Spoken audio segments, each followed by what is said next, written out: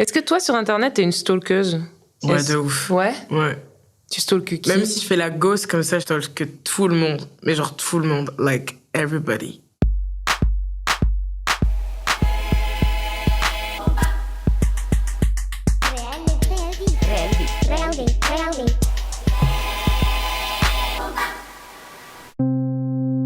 Moi, c'est Laetitia. Elle, c'est Iseult. Et elle a 62 000 abonnés à l'heure qu'il est. Ce jour-là, elle revenait de chez le dentiste, elle était en retard, elle avait la flemme. Au début, on s'est dit, bah ouais, elle est parisienne. Mais au bout de quelques minutes, on s'est détendu, parce que cette chanteuse, qui est sur toutes les lèvres en ce moment, a choisi Bruxelles pour vivre. Peut-être parce que justement, elle est du genre à pas se prendre la tête et qu'elle a rien à prouver. Réelle Vie, c'est le podcast qui interroge celles et ceux qui s'exposent tous les jours sur les réseaux sociaux et en font même parfois leur métier. Avec Iseult, c'est tout ou rien. Soit elle nous chuchote sa vie à l'oreille, soit elle garde tout pour elle. Bonjour Iseult. Salut. Ça va ? Ça va. J'ai ton Instagram sous les yeux. Assez récemment, en fait, t'as tout effacé. C'est quoi, t'as stressé parce qu'on allait se voir Même pas, je sais pas, c'est parce que c'est la nouvelle année que j'avoue que chaque année, j'aime bien tout effacer. Que ce soit Facebook, Twitter, Instagram, partout, sauf YouTube. Quoique. Et tu fais ça souvent ? Tu fais ça tous les ans ? Je fais ça tous les ans, même des fois, ça peut m'arriver même de faire ça tous les 2-3 mois. Je sais pas, je suis un peu... j'aime bien quand les choses évoluent ou j'aime pas rester sur un truc ou sur une image ou sur une DA et... Je sais pas, j'aime bien tout effacer et tout recommencer, en fait. Et c'est une sorte de philosophie, du coup ? Tu renouvelles ton image, quoi ? Bah, c'est un peu comme dans la vie, quoi. Je sais pas, je peux être un peu changeante. J'aime bien changer d'humeur, j'aime bien changer de mood, changer de style, changer de tout, en fait. Un jour, je peux écouter de la musique classique, après me dire, ah, fuck la musique classique. Après, j'aime bien le R&B, ah, fuck le R&B. Ah, en fait, je suis dans la soul, ah, fuck le soul. Genre, après, je sais pas, je suis un peu comme ça. Est-ce que ce serait cool si dans la vie, tu pouvais aussi tout effacer comme ça, comme sur ton Instagram ? Ah ouais, ce serait trop charmé. Franchement, ce serait trop lourd. Ah non, mais là, ce serait trop lourd. Ah ouais ? Ce serait trop bien. Mais après, ce serait bâtard, parce que du coup, c'est-à-dire que les mecs qui font des meurtres et tout... tu vois, ils se disent, bon, bah, j'ai fait un meurtre hier, vas-y, j'efface. Ok, d'accord. Donc là, ouais. C'est un peu là, c'est pas cool. bizarre, tu vois. Mais si on pouvait tout effacer, genre en mode, je sais pas, t'as renversé un verre et t'effaces ce petit truc de la tête des gens, tu vois, ce serait charmé. Plutôt les petits moments gênants, alors toi, tu penses ? Voilà, tu vois. Ouais. Ce serait pas mal.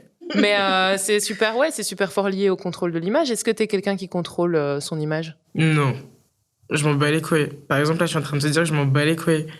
Alors que t'as des gens, ils peuvent même pas dire je m'en bats les couilles. Parce qu'il y aurait un attaché de presse qui serait juste à côté et qui la regarderait comme ça, genre en mode oh my god, tu vois. Pour moi, c'est genre de l'image, tu vois, je m'en fous. Dans le sens où, je sais pas, c'est. Si demain t'arrêtes de sortir et de t'habiller en mode Père Noël et de faire un selfie et de le poster, poste-le, tu vois. Bah, et si demain t'arrêtes d'être en mode. Le lendemain t'arrêtes d'être en mode bad bitch, bah, do it. Mais je sais pas, j'ai un peu du mal justement avec les délires genre d'images en mode un peu contrôlé, un peu calculé, machin. Je suis pas trop dedans.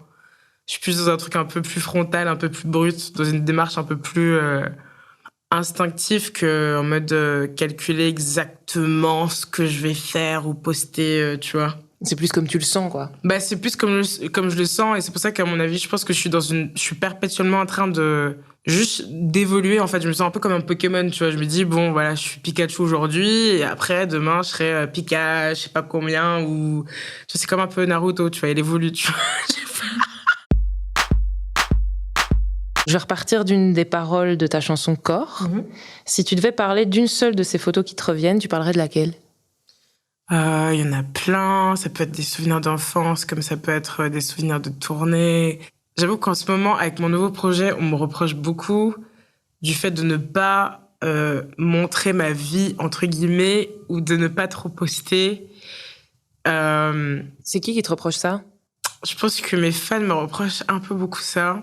Même mon entourage aussi, parce que du coup, bah, c'est le seul moyen sur lequel ils peuvent voir où est-ce que je suis et qu'est-ce que je fais. Mais j'avoue que depuis que je suis en indé, j'avoue que j'ai du mal à poster, genre en mode mon petit déjeuner, ou regardez je suis avec qui, ou regardez là je fais ça. Sauf là, il y avait la Fashion Week, je me suis dit bon, abuse pas. Genre en mode abuse pas non plus, tu vois, parce que faut pas déconner non plus. C'est quand même la Fashion Week. Et c'est quand même la Fashion Week, mais... Et il y avait Christine and the Queens. Et il y avait Christine and the Queens. Et je me suis quand même un peu forcée, mais je me suis grave tapé des barres. Mais dès que c'était fini, j'étais là genre en mode wow. Genre quand j'ai revu toutes mes stories, j'ai fait... Donc en fait, ça c'est une semaine. Mm-hmm. Donc c'est-à-dire que si je devais poster comme ça toute l'année... Et du coup, mais ça a fait kiffer les gens. Du coup, ma communauté était là genre en mode ah, enfin, on voit ton visage. Ah, enfin, on voit que tu as une vie sociale et des amis. Et j'étais là genre en mode oui, j'ai une vie sociale et des amis. Mais parfois, ça fait du bien de garder des souvenirs dans sa tête. Après, je blâme pas les gens qui montent leur vie genre H24 parce que j'en faisais partie il y a 4 ans. Genre, c'est-à-dire que du lundi au dimanche, c'était genre non-stop. Pendant genre, je sais pas combien d'années, c'était too much. Mais ouais, c'était vraiment too much. Je blâme pas ces gens-là parce que je pense qu'à mon avis, ils ont des trucs à montrer, ils ont pas mal de trucs à faire et tout.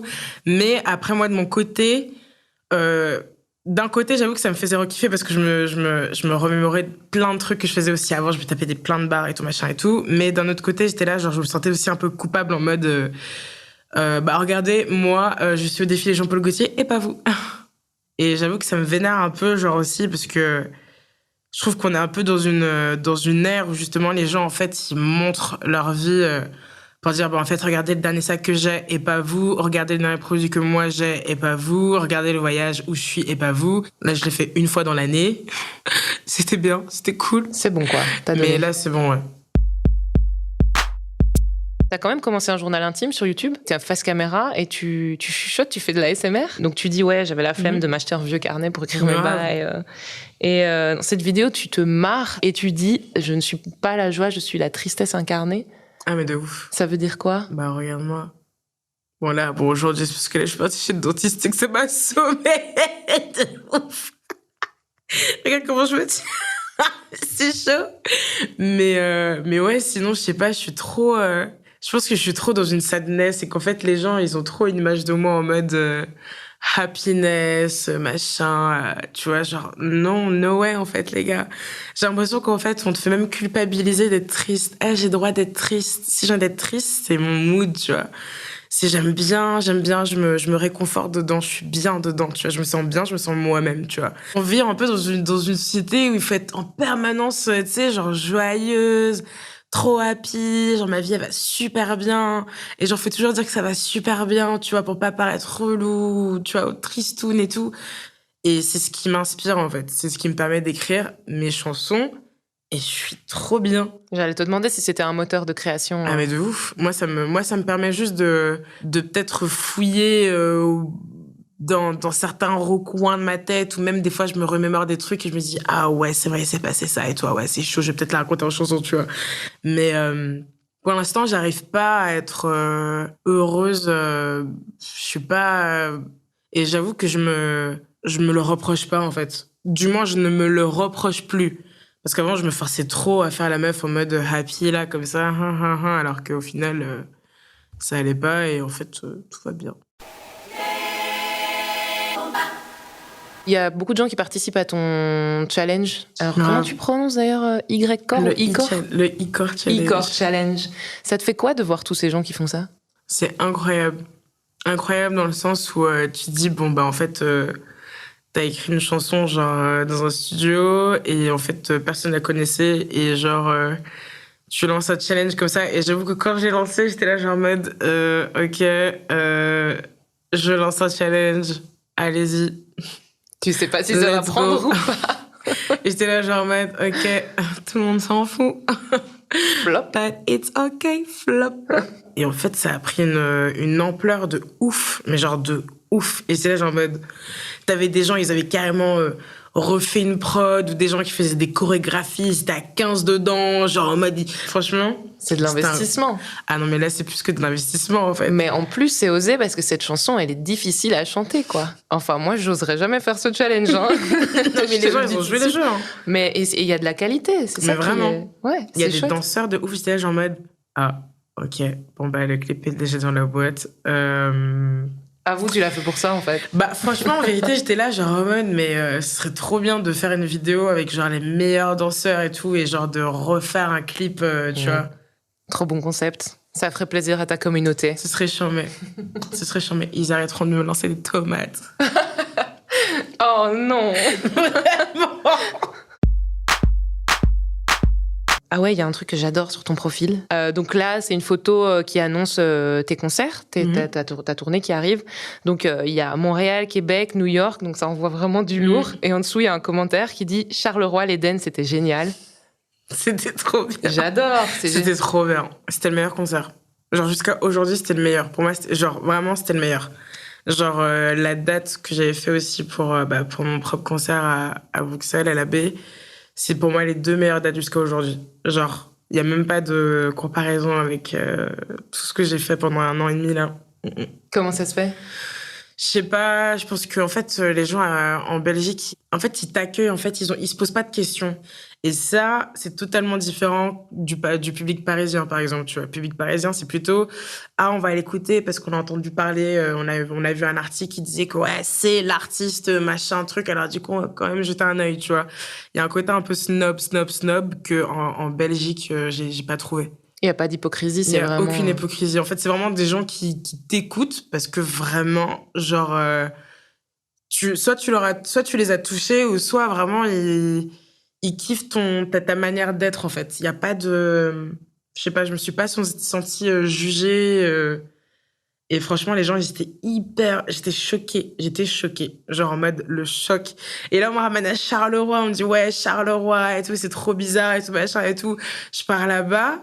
Et je suis, mais c'est quoi ce public qu'on m'en parle? Genre, les gens, ils étaient ambiancés.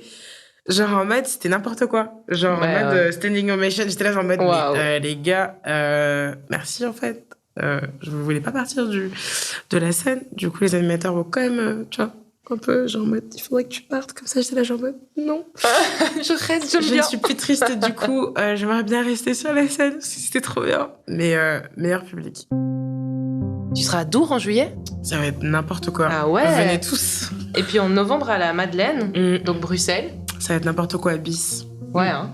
Je sens que ça va être incroyable. Bah, d'ici là, on attend que tu remettes des posts sur Instagram avant 2021, que tu effaces tout de nouveau. Et puis, bah, on te souhaite, j'allais dire que du bonheur pour la suite, mais que de la tristesse, c'est bien aussi. Hein. Souhaitez-moi de la tristesse. Je te souhaite beaucoup de tristesse pour la suite, Iseult. Bah, merci beaucoup. Et merci d'être passé. Mais grave, merci à vous pour votre écoute. Réelle Vie est un podcast de la RTBF, créé et réalisé par Laetitia Finizio, Elisabeth Meur-Poniris et Héloïse Rouard. Il est produit par CLNK et la musique est signée Jonathan Manzito. Tous les épisodes de Réelle Vie sont disponibles sur Ovio et sur les applis de podcast. Bye!